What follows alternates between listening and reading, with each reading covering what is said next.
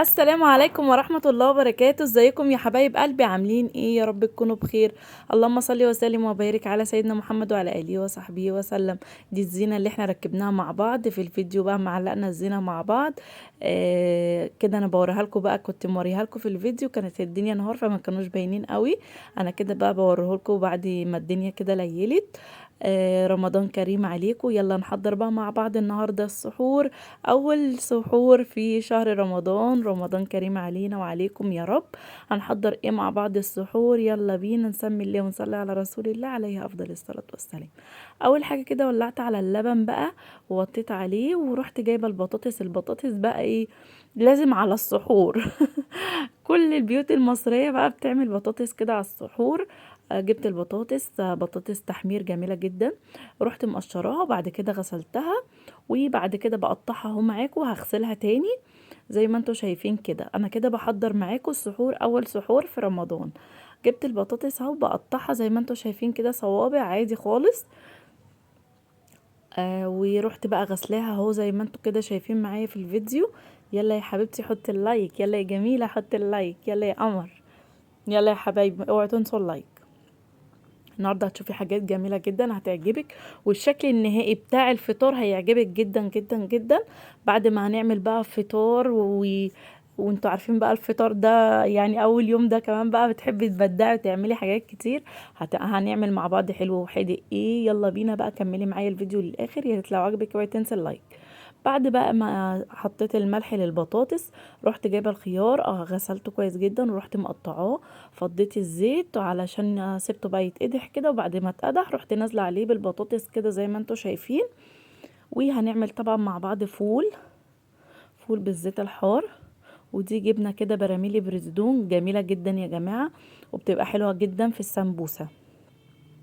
اما باجي اعمل السمبوسه بالجبن بتبقى جميله جدا. وانا بحمر بقى البطاطس خلاص قربت بقى تستوي، رحت جايبه الفول مفضياه، ورحت جايبه الهاند بلندر كده طحنه الفول على طول علشان ما يبقاش في حب ويتعب بقى القولون وانتوا عارفين طبعا. رحت بقى ايه مسخنه كده الفول، والبطاطس خلاص كانت معايا اتحمرت، رحت مطلعاها على طول. بحب كده اخليها لونها ذهبي وجميله. ومبحبهاش ولا طريقه ولا ناشفه، او تبقى حلوه كده طعمها جميل. نزلت بقى بالزيت الحار كده على الفول. هعمل بقى ايه؟ هعمل بيض. فاكرين العلب اللي عملناها مع بعض؟ بوريها لكم. طبعا هنا الحته دي الرنج لايت كده اتلوح وانا ما خدتش بالي.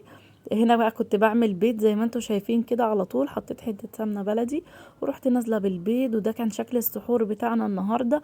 حتى ما لحقتش بصراحه ان انا اعمل الزبادي في البيت، انتوا عارفين بقول لكم بقى ما لحقتش اعمل الزبادي في البيت، فجبت الصراحه زبادي كده جاهز. انما انا بعمله على طول في البيت، بس اول يوم ده بجد ما لحقتش. وده كده كان شكل السحور، بطاطس وفول وبيض وخيار وزبادي. وده كان اول سحور. ماشي. بعد ما خلصت بقى، بعد ما تخلصي بقى السحور دايما حاولي كده. طبعا الواحد بيبقى تعب وكل حاجه، بس لازم تنامي ما تخليش معلقه في المطبخ. عارفه هتقومي الصبح تلاقي المطبخ كده رايق ونضيف، وتعملي فطارك براحتك خالص. رحت بقى ايه ماسكه حاجه السحور على طول، رحت غسلاها ونمت ما خليتش معلقه في الحوض.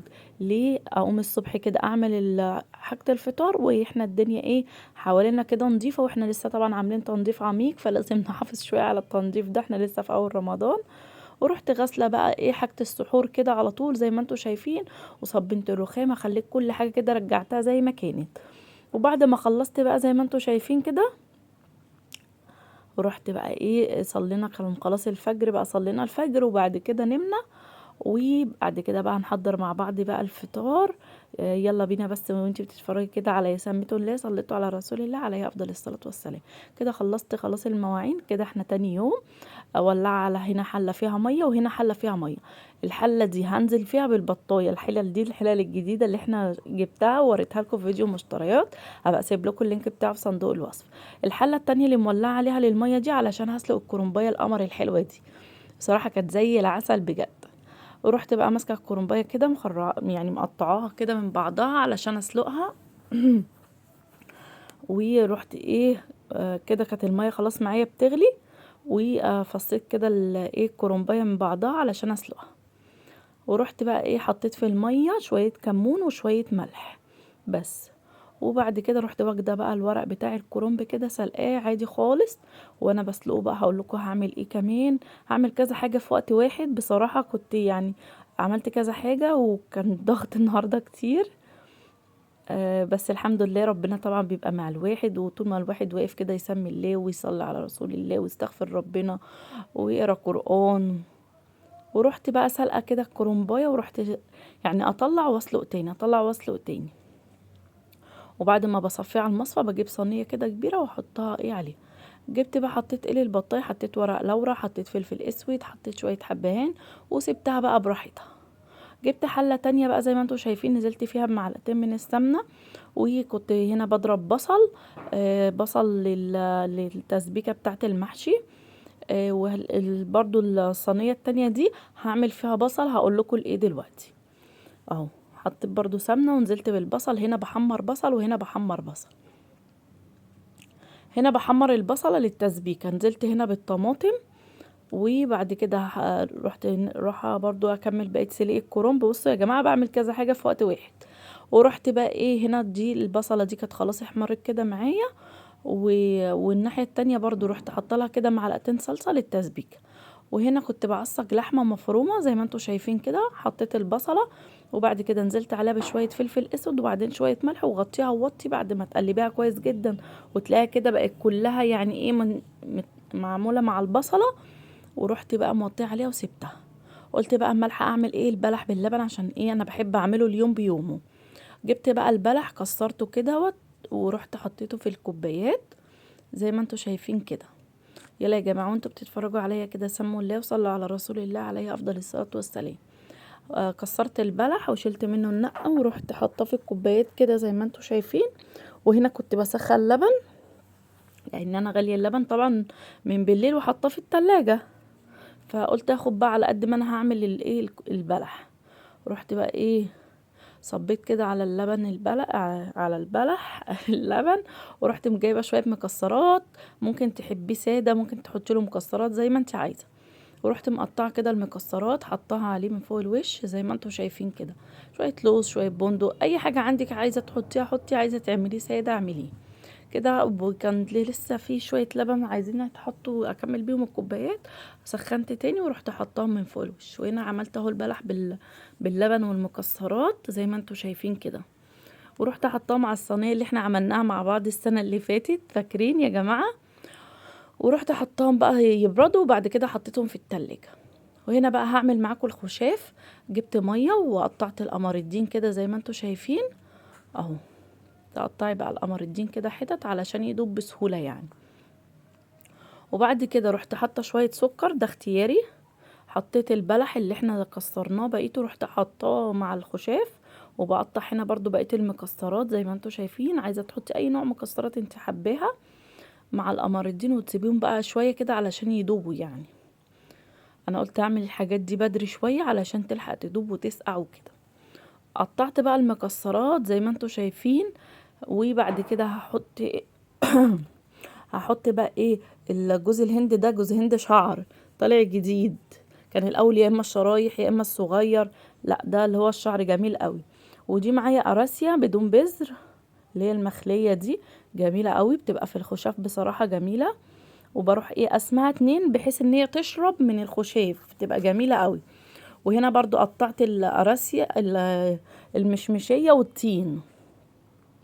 بحب اقسم الحاجة 2 تبقى ايه الحاجة من جوه شاربة غير لما بتبقى مقفولة، بتبقى حلوة قوي يا جماعة كده. ورحت بقى مقلباهم مع بعض وسبتهم بقى مع نفسيهم. هنا الرنجلات كان وقع زي ما انتوا شفتوا كده في المقطع ده. ورحت مقلباهم بقى مع بعض ورحت سايباهم بقى ايه براحتهم علشان يكون القمر الدين فك وكده عبال عبال ما نيجي نفطر يعني. ورحت خارجة بقى على بره قعدت جبت ورق الكرنب قعدت بقى اخرعه.